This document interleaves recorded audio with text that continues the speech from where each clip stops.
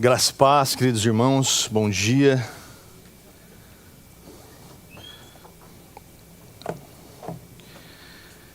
Vamos orar? Pai, muito obrigado, Senhor, por esse tempo. Obrigado, Pai, por tudo que ouvimos até aqui. Te pedimos, Deus, que em nome de Jesus a Tua palavra encontre lugar em nosso coração nessa manhã, Pai. E que, ó Deus, além de encontrar lugar, ela possa crescer e dar frutos em nós.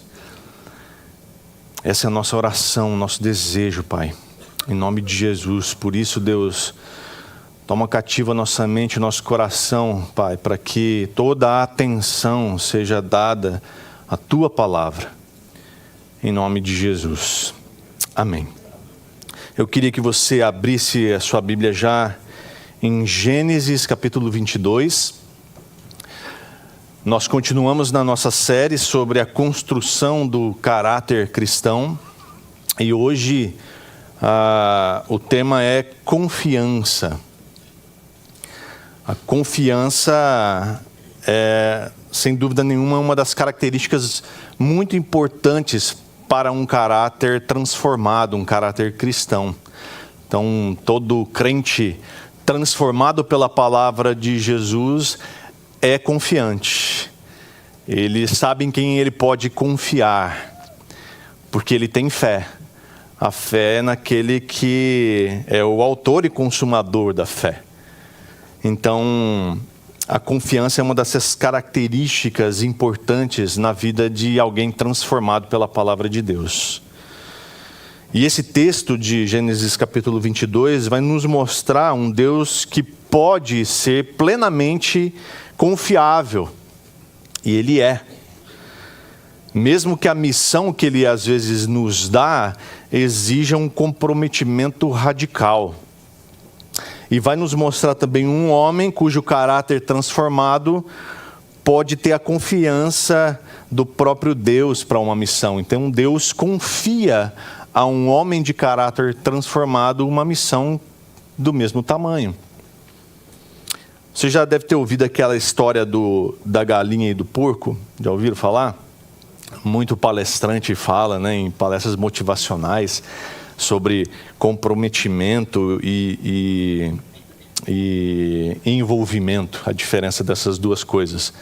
No café da manhã, um café da manhã com ovos e bacon, a galinha se envolve oferecendo o ovo, mas o porco se compromete oferecendo o bacon.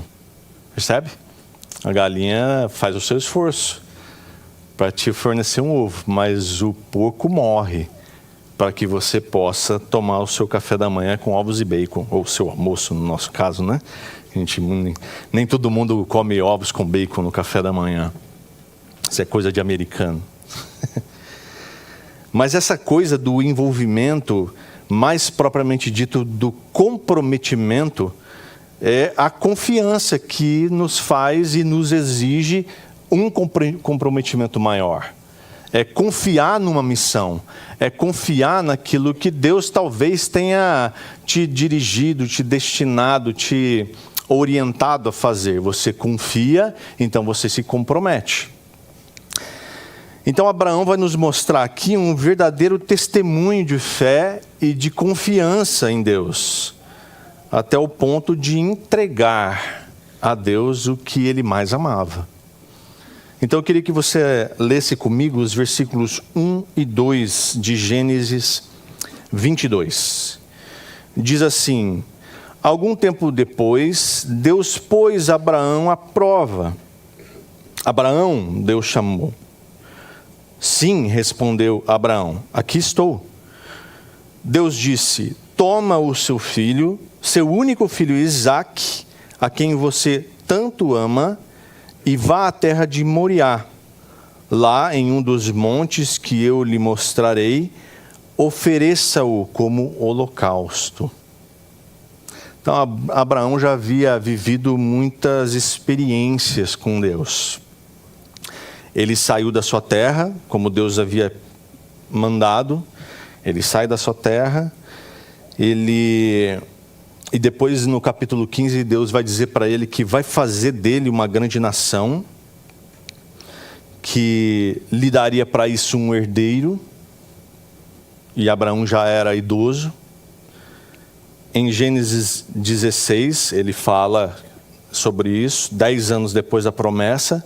A Sarai, ainda Sarai aqui, Abrão não Abraão, cansada de esperar, ela resolve dar uma ajudinha para Deus cumprir a promessa dele, né? Que Deus prometeu. Às vezes ele pode, né, ter alguma dificuldade, então Sarai dá aquela ajudinha, coisa que ninguém de nós faz, ajudar a Deus, né, a fazer algumas coisas que a gente precisa. Então a Sarai, ela resolveu dar uma ajudinha para Deus honrar com a promessa dele. E ela vai e diz para Abrão ter um filho com a serva, já que ele vai ter um herdeiro, então, e eu sou velha, estéril, então vai ter um filho com a serva, Abrão, para Deus honrar com o compromisso dele. E aí nasce Ismael, filho de Abrão com a serva.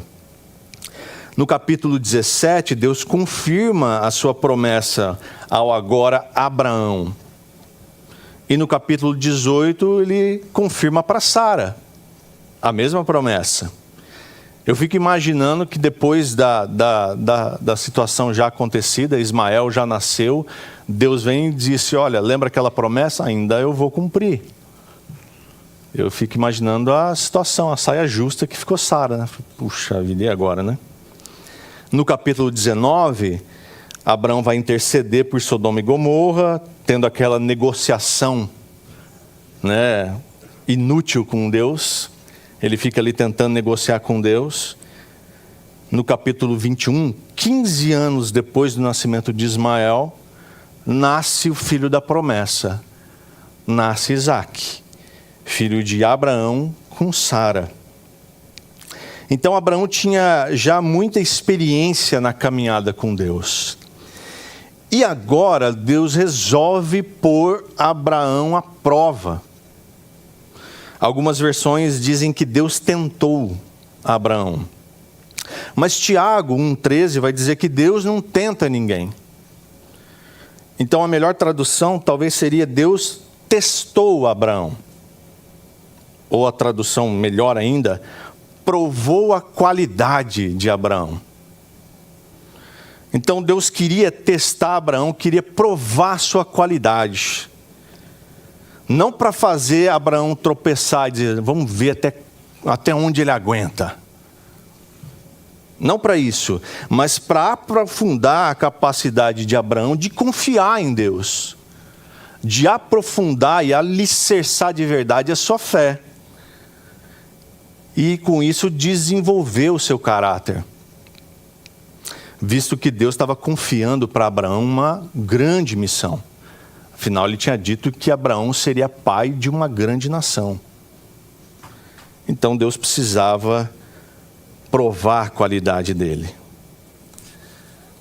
Aí ele diz, Deus chama, né, Abraão. Abraão responde imediatamente, sim, Deus, eu estou aqui. Porque essa é uma realidade cujo caráter de alguém transformado aparece. Deus chama e ele atende. Não fica negociando. Não fica com conversa. Ele não tem nada mais urgente para fazer. Ele não tem nenhum compromisso mais importante, a não ser atender Deus. E aí Deus vem com esse pedido. Toma o seu filho, o seu único filho Isaque, a quem você tanto ama, e ofereça-o como holocausto. Meu Deus do céu, você já se colocou no lugar de Abraão? Com um pedido desse, não pedido de qualquer um. É o Deus Todo-Poderoso aqui pedindo para Abraão. Abraão, sabe o filho que você teve, que eu te prometi? O filho da promessa, que eu falei que ia te dar para você e para Sara? Me dá. Me dá em holocausto. Eu imagino que isso deve ter soado tão pesado nos ouvidos de Abraão, que no lugar dele qualquer pai sentaria e choraria muito. Talvez tentasse negociar com Deus mais uma vez. Deus está pedindo isso mesmo. É isso que ele disse: toma o seu filho, o seu único filho, ofereça como holocausto. Vamos ver uma coisa aqui. Deus foi específico, ele disse: o seu filho, o seu único filho, e deu o nome, Isaque. Imagina se Deus pedisse para Abraão: Abraão, me dá um filho. O que você acha que Abraão faria? Não tenha dúvidas que ele ia reinterpretar a palavra de Deus, como a Sara fez, e ele aceitou, dizendo, né, olha, já que Deus falou que você vai ter um filho, então vai e tem um filho com a serva. Abraão olharia para Isaque, olharia para Ismael, e vai Ismael mesmo. Não tenha dúvidas de que Abraão escolheria Ismael, se Deus não fosse específico. Mas Deus queria algo muito forte de Abraão. Então ele diz: eu quero o seu filho, o seu único filho, Isaque. Não tinha jeito de escapar. Como obedecer a um pedido de Deus para matar a promessa materializada no seu filho, de quem ele tanto amava? Olha só o que Deus disse no capítulo 21, versículo 12, um pouquinho antes. Deus dizendo: Deus, porém, lhe disse: não se perturbe por causa do menino e da serva, porque Abraão teve que expulsar a serva e Ismael do acampamento. E Deus disse: faça tudo o que Sara lhe pedir, pois Isaque, olha isso, Isaque é o filho de quem depende a sua descendência. Bom, se Deus está dizendo que de Isaque depende a descendência, por que Deus está pedindo agora para eu matar o meu filho? E agora, o que eu faço? Será que eu lembro Deus do que Ele me falou? Mas Deus não se esquece. Será que Deus se arrependeu de me dar o filho? Mas Deus não se arrepende. Eu imagino a crise na cabeça de Abraão. Só que na palavra de Deus nós não vemos em nenhum momento Abraão discutindo com Deus, entrando em crise, entrando em parafuso, chorando, esperneando, nada disso. Ele ouve e ele obedece até o final. Deus pede literalmente que Abraão sacrifique o seu filho como se fosse um cordeiro, que implicaria em matá-lo e queimá-lo. Isso é o holocausto. Você corta o pescoço e taca fogo. O seu filho. O filho que você ama, que Deus te prometeu, eu vou matar e queimar? Você tem ideia do que é isso?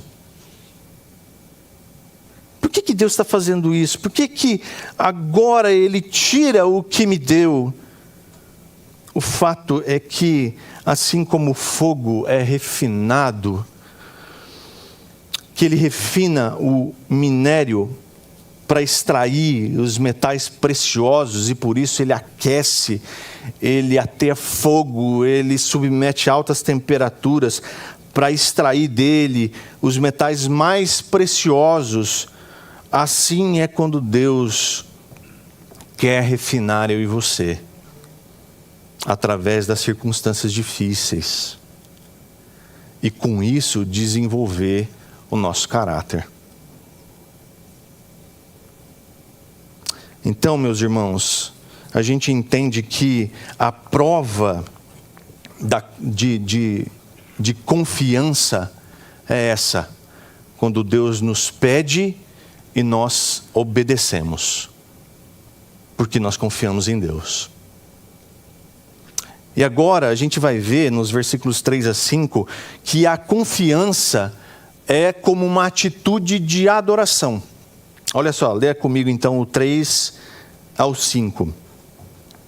Na manhã seguinte, Abraão se levantou cedo e preparou o seu jumento. Levou consigo 2 de seus servos e seu filho Isaque. Cortou lenha para o fogo do holocausto e partiu para o lugar que Deus tinha indicado. No 3º dia de viagem, Abraão levantou os olhos e viu o lugar de longe. Fiquem aqui com o jumento, disse ele aos servos. O rapaz e eu iremos mais adiante. Vamos adorar e depois voltaremos. O que você faria? Atenderia esse pedido de Deus? Abraão não hesitou, ele obedeceu de imediato, mostrando desde já que ele confiava muito nesse Deus. Diz aqui que ele levantou bem cedo. A maioria de nós não colocaria o relógio para despertar e demoraria muito para acordar nesse dia. Provavelmente demoraria alguns dias para cortar toda a lenha necessária. Sairia escolhendo seus servos a dedo, né? Para demorar bastante tempo. Faria uma entrevista com o servo, talvez. Protelar. É isso que talvez muitos de nós faria. Só que Abraão, ele mostra que é diferente. Ele levanta bem cedo, ele prepara tudo. E ele vai partir para o lugar que Deus indicou. Abraão não foi como Jonas, por exemplo, que quando Deus manda ele ir para Nínive, ele pega o barco e vai para o lado oposto. Abraão não, segue decidido para o lugar onde Deus apontou. Porque ele confiava. Foram 3 dias de viagem. Você pode imaginar como deve ter sido esses 3 dias de viagem, as conversas. Talvez algum servo quisesse fazer alguma piadinha, porque não sabia o que estava acontecendo, era só uma viagem. E Abraão, com o coração entristecido por ver o filho, talvez também indo alegre para uma viagem com o pai, sem saber o que lhe aguardava, e aquele coração contrito e triste, porque Deus havia pedido a vida do filho. Eu imagino que devem ter sido 3 dias muito difíceis. Só que quando Abraão vê o lugar, ele pede para os servos ficarem ali, e ele diz para os servos: fiquem aqui porque nós vamos adorar e depois voltaremos. Essa confiança toda é de verdade, meus irmãos, uma atitude de adoração. Olha só o que diz Hebreus capítulo 11, versículo 17 e 18, quando o autor vai falar da galeria dos heróis da fé. E ele cita Abraão, dizendo o seguinte: pela fé, Abraão, ao ser posto à prova, ofereceu Isaque como sacrifício. Abraão, que havia recebido as promessas, estava disposto a sacrificar o seu único filho, embora Deus lhe tivesse dito: Isaque é o filho de quem depende a sua descendência. De alguma forma, Abraão tinha certeza de que os dois voltariam. Porque ele diz: nós vamos adorar e voltaremos, no plural. Talvez a certeza dele era a confiança de que depois de sacrificar o filho, talvez Deus o ressuscitasse, ou alguma coisa assim. Mas havia no coração de Abraão uma expectativa, uma esperança, baseada na confiança do Deus que ele cria, do Deus que o havia sustentado até ali. O Marco Teles, que vai vir aqui no seminário de adoração, escreveu no livro dele, Vida Após o Gospel, o seguinte sobre essa passagem. Diz assim que esta é a primeira vez que a palavra adoração aparece no relato bíblico. E percebam o óbvio: não havia música no alto daquele monte. Não havia instrumento algum que não fosse um cutelo, uma faca, para nos dizer que adoração não tem nada a ver com música somente.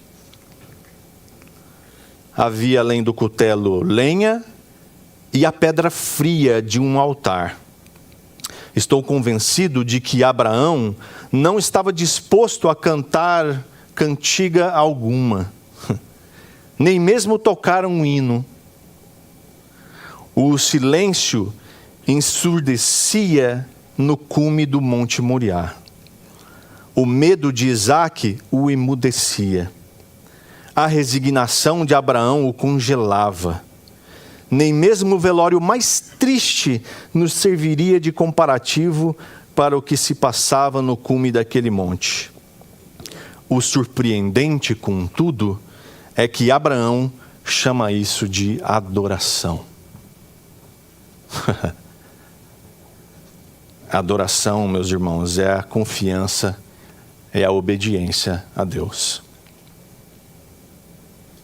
Agora nós vamos ver nos versículos 6 a 8 que a confiança precisa ser na providência de Deus.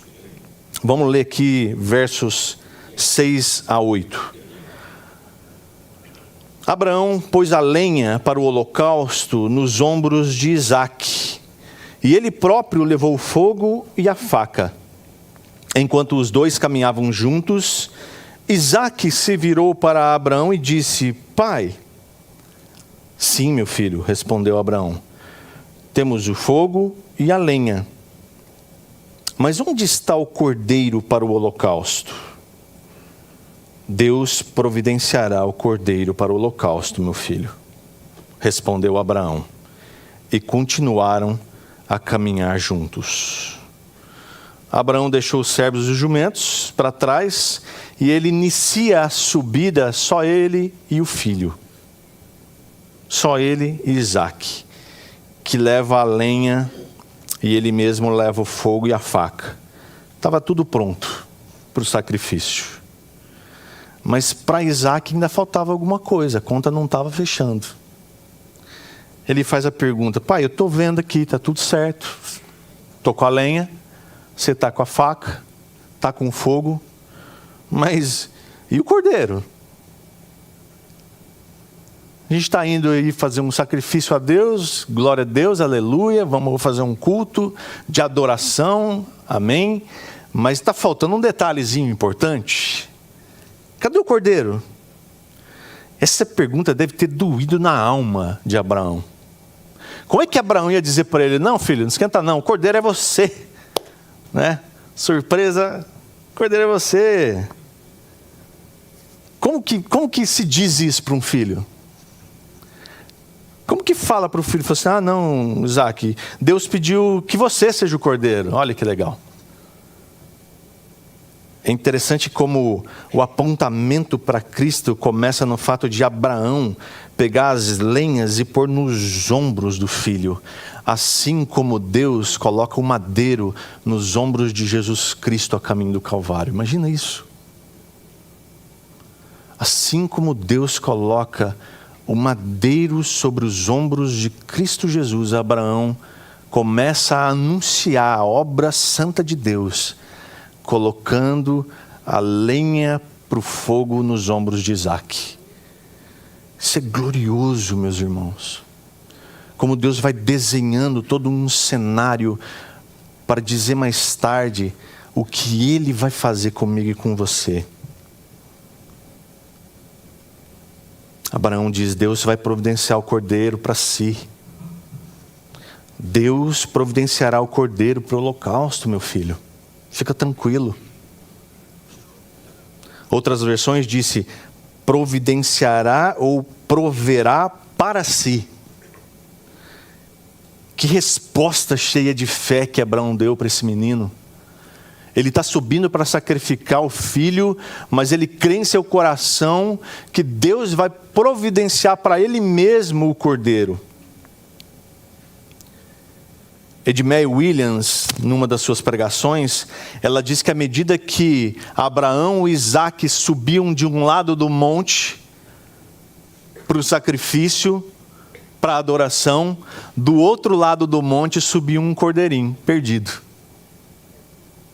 Subia o cordeiro, guiado por Deus, movido por Deus, para alguma coisa que nem Abraão e Isaac sabiam, nem o próprio cordeirinho sabia. E isso faz nos perceber que, como a confiança é na providência de Deus, a providência de Deus é pela confiança do homem. Leia comigo, por favor, versos 9 a 14. Quando chegaram ao lugar que Deus havia indicado, Abraão construiu um altar e arrumou a lenha sobre ele. Em seguida, amarrou seu filho Isaque e colocou no altar sobre a lenha. Então pegou a faca para sacrificar o filho. Nesse momento, o anjo do Senhor chamou do céu: Abraão, Abraão. Aqui estou, respondeu Abraão. Não toque no rapaz, disse o anjo. Não lhe faça mal algum. Agora sei que você teme a Deus de fato. Não me negou nem mesmo seu filho, seu único filho. Então Abraão levantou os olhos e viu um carneiro preso pelos chifres num arbusto. Pegou o carneiro e o ofereceu como holocausto em lugar do filho. Abraão chamou aquele lugar de Javé-Jiré. Até hoje, as pessoas usam esse nome como provérbio: no monte do Senhor se providenciará. Abraão seguiu o procedimento padrão para que o sacrifício acontecesse. Ele prepara o altar, ele arruma tudo, ele deixa tudo em ordem, coloca lenha sobre o altar, ele amarra o filho, coloca o filho sobre a lenha e sobre o altar, pega o cutelo. Eu imagino que ele deve ter dado uma molada naquele cutelo. E a Bíblia não diz aqui sobre como é que eles estavam se sentindo nessa hora. Mas imagine que Isaque, tendo ouvido do pai que Deus providenciaria o cordeiro, agora vê o seu pai amarrando ele, preparando o altar, pegando ele no colo, colocando sobre a lenha. Imagine o coração de Isaque vendo aquilo tudo acontecer e talvez no seu interior dizendo assim: será que o meu pai está pensando em... será que é isso mesmo? Será que é isso que ele vai fazer comigo? E o coração de Abraão contrito e crendo e confiando em Deus, mas seguindo cada detalhe, cada ordem de Deus, até o ponto de levantar o punhal e se preparar para cortar o pescoço do seu filho ali. Meus irmãos, eu imagino que esses sentimentos no coração deles deviam ser algo amargurante, tenso, difícil. Diz aqui que então pegou a faca para sacrificar o filho. Abraão não ia cravar a faca no peito dele, porque outras versões vai trazer imolar ou degolar, é cortar o pescoço mesmo. Então Abraão se prepara, ele pega a faca e ele vai fazer. Ele estava disposto a ir até o fim. Ele está pronto para desferir o golpe certeiro no pescoço do filho. Mas aí o anjo do Senhor o chama do céu: Abraão, Abraão, não lhe faça mal algum. Exatamente no momento antes da faca tocar o pescoço de Isaque, Abraão ouviu o seu nome sendo chamado de forma séria pelo anjo. Nessa hora, Abraão tinha passado no teste, porque ele temia mais a Deus do que amava o seu filho. Ele temia mais a Deus do que amava a coisa mais importante para ele. O anjo diz para ele: agora eu sei que você teme a Deus de fato. Não me negou nem mesmo o seu filho, o seu único filho, Abraão. Mais tarde, Deus também não negaria o seu filho, o seu único filho para nós.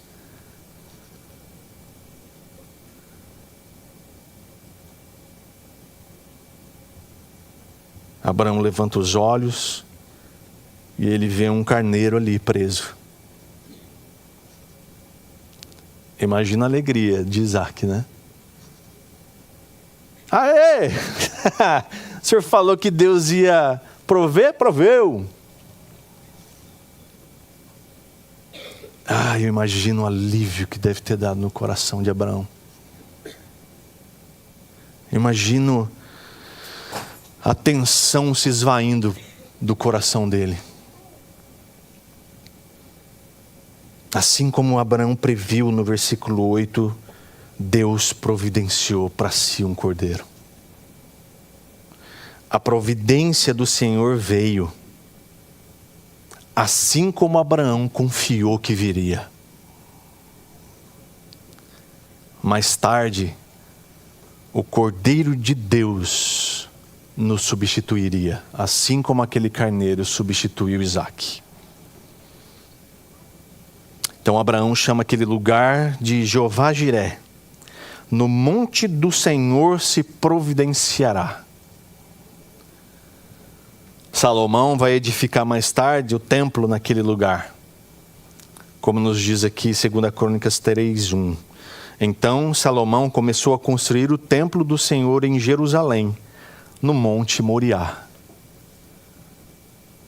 Não muito longe dali, mais tarde, Jesus seria crucificado. O sacrifício derradeiro aconteceria. O sacrifício dos sacrifícios. O Cordeiro de Deus seria morto em nosso lugar. Por fim, meus irmãos, nós temos a bênção da confiança. O verso 15 ao 19 nos diz assim: Então o anjo do Senhor chamou a Abraão novamente do céu. Assim diz o Senhor: uma vez que você obedeceu e não me negou nem mesmo seu filho, seu único filho, juro pelo meu nome que certamente o abençoarei. Multiplicarei grandemente os seus descendentes, e eles serão como as estrelas do céu e a areia na beira do mar. Seus descendentes conquistarão as cidades de seus inimigos, e por meio deles todas as nações da terra serão abençoadas. Tudo isso porque você me obedeceu. Então voltaram até onde estavam os servos e partiram para Berseba, onde Abraão continuou a morar. Agora Abraão, aliviado e feliz, ouve do Senhor o consolo e a confirmação da grande bênção de Deus sobre ele. Então o anjo do Senhor chamou Abraão novamente e ele diz: assim diz o Senhor para você. Uma vez que você me obedeceu e não me negou nem mesmo seu filho, seu único filho, juro pelo meu nome que... E aí vem uma lista de grandes bênçãos. Eu o abençoarei, multiplicarei grandemente os seus descendentes. Eles serão como as estrelas do céu e a areia na beira do mar. Seus descendentes conquistarão as cidades de seus inimigos, e por meio deles todas as nações da terra serão abençoadas. Tudo isso porque você me obedeceu. Quando você confia em Deus, quando a sua fé permite você confiar em Deus plenamente, então as bênçãos vêm. Agora a grande pergunta para mim e para você é: até onde eu e você estamos dispostos a sacrificar aquilo que nós mais amamos em obediência a Deus? Às vezes nós nos apegamos a tantas coisas que às vezes a gente crê que Deus nos deu, que a gente não abre mão de jeito nenhum, nem mesmo para servir a Deus. A gente cansa de ver gente apegada a um carro, apegada aos seus bens, a um bom trabalho, ao dinheiro que se ganha, apegada a pessoas que não tenha dúvida de que Deus possa ter dado, mas se apega tanto que se nega a obedecer a Deus por apego a essas coisas. O nome disso é idolatria. Tudo que nós colocamos no lugar de Deus é idolatria. E Deus odeia a idolatria. Às vezes Deus nos tira coisas que são muito caras para nós, que nós temos muito apego, para que os nossos olhos se voltem para Ele e os nossos ouvidos possam ouvir de novo a sua voz. E então a gente possa confiar somente nele. Somente nele. Porque essa é uma das características de um caráter transformado. Então Abraão confiou no Deus da provisão. Ele sabia que não ficaria desamparado. E que Deus ia cumprir as suas promessas. Ele sabia que Deus não volta atrás naquilo que Ele diz. Então ele confia. Muitas vezes nós oramos para Deus com dúvidas. Com dúvidas. Mas uma das coisas que mais precisam estar presentes no nosso coração quando a gente ora por qualquer coisa é confiar. Confiar de que Deus ouve as nossas orações e de que Ele vai fazer a sua vontade. Não a nossa, mas a dele. E às vezes, a nossa vontade se alinha à vontade dele. E aí dá tudo certo. Mas quando Deus faz a vontade dele e não a nossa, dá certo do mesmo jeito.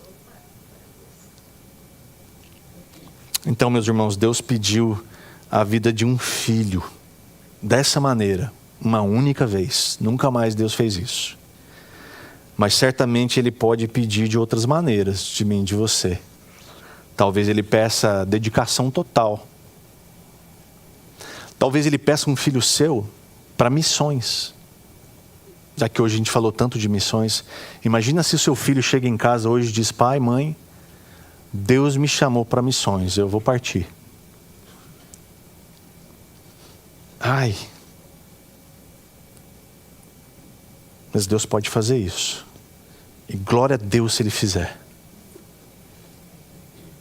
Mas Ele continua sendo digno de toda a nossa confiança e fé, meus irmãos. Nós podemos crer que Ele continua sendo o Deus que provê, o Jeová Jiré. Então a nossa confiança em Deus continua sendo uma atitude de adoração. Então nós podemos confiar na providência de Deus. E a providência de Deus vem à medida que nós confiamos nele. E aí nós vamos poder experimentar as bênçãos que vêm pela confiança. Queria chamar o Roberto aqui que vai me ajudar nessa hora. Meus irmãos, quando nós confiamos em Deus, nós podemos estar certos e seguros de que Ele cumpre a sua palavra, de que Ele cumpre as suas promessas, de que Ele não é um Deus que se arrepende, nem um Deus que volta atrás. Então eu queria que você cantasse junto comigo, mas cantasse de verdade. A letra vai aparecer aqui, o Roberto vai nos ajudar, então eu queria que você ficasse de pé. Essa é uma música bastante conhecida, então todo mundo vai saber, se não souber tem a letra. Eu queria que você cantasse como uma oração. Vamos fazer isso juntos?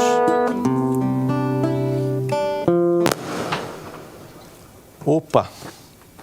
Tem que colocar o fio para...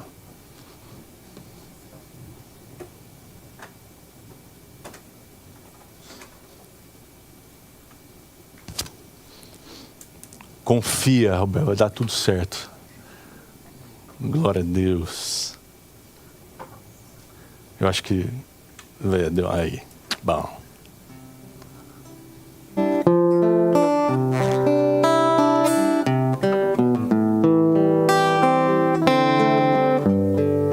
Põe a letra para nós, por favor, Sara. Aí, você conhece a música, né? Vamos cantar junto? Pode cortar o meu microfone, por favor. Que segurança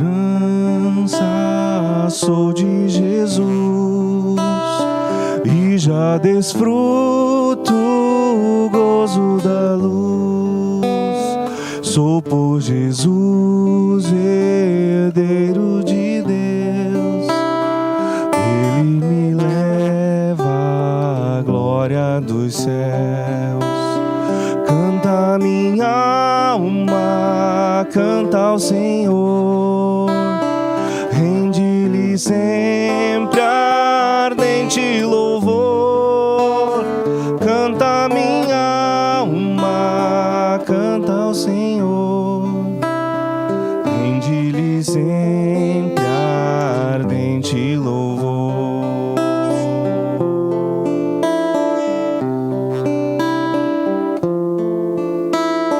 Ao seu amor eu me submeti e extasiado então me senti.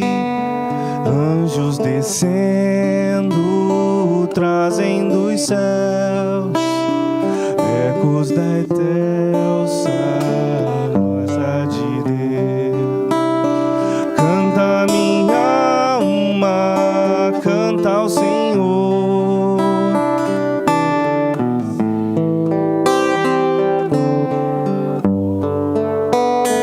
canta minha alma, canta ao Senhor, rende-lhe sempre ardente louvor, rende-lhe sempre ardente louvor, rende-lhe sempre ardente louvor.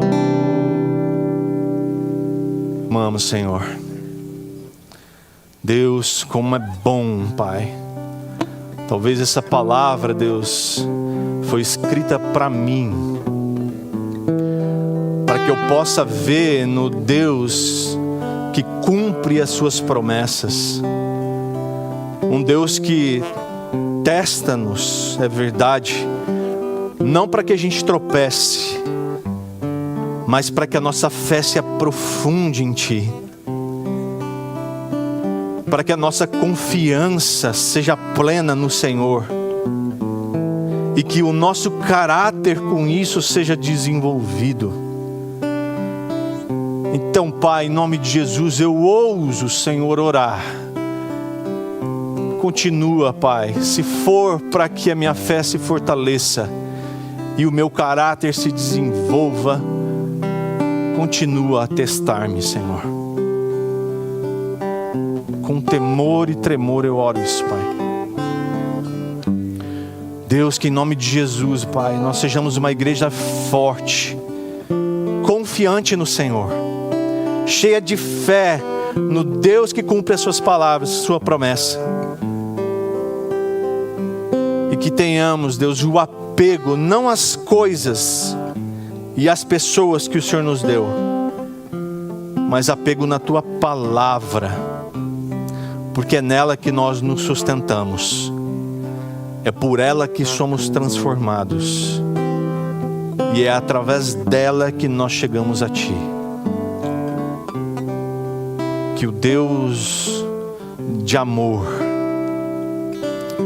que o Filho da graça e o Espírito da comunhão nos envolva, nos preencha, nos molde, nos transforme a cada dia em nome de Jesus.